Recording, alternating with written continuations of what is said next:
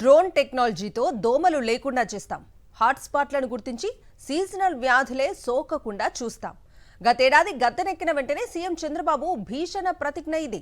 మాటలైతే కోటలు దాటాయి, కానీ చేతలు మాత్రం గడప దాటలేకపోతున్నాయి. రాష్ట్రంలో ఎక్కడ చూసినా పారిశుద్ధ లోపమే కనిపిస్తోంది. దోమల దండయాత్రతో ప్రజలు రోగాల పాలవుతున్నారు.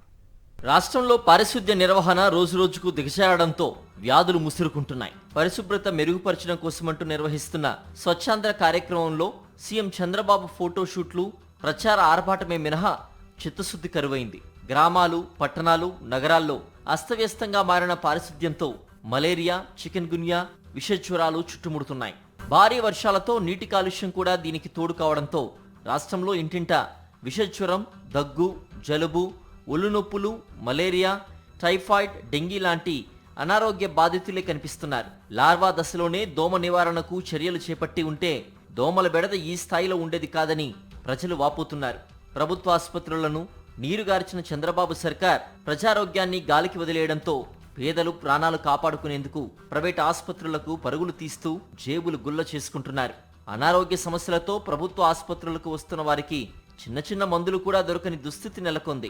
జ్వరాలు, సీజనల్ వ్యాధుల బాధితులు చికిత్సల కోసం ప్రభుత్వ ఆసుపత్రులకు వెళితే భరోసా లభించడం లేదని రోగులు గగ్గోలు పెడుతున్నారు. గత్యంతరం లేక ప్రైవేట్ ఆసుపత్రుల్ని ఆశ్రయిస్తుంటే దోపిడీకి పాల్పడుతున్నాయి. కుటుంబంలో ఒకరికి విషజ్వరం, మలేరియా సోకిందంటే టెస్టులు, మందులు, కన్సల్టేషన్ ఫీజుల రూపంలో 10,000 నుంచి 15,000 వరకు ఖర్చవుతోంది. నిరుపేద, దిగువ మధ్యతరగతి కుటుంబాలకు వైద్య ఖర్చులు భారంగా మారుతున్నాయి. కుటుంబంలో సంపాదించే వ్యక్తి వారం 10 రోజులు మంచం పడితే ఆ కుటుంబం అమాంతం ఆర్థికంగా కుదేలవుతుంది.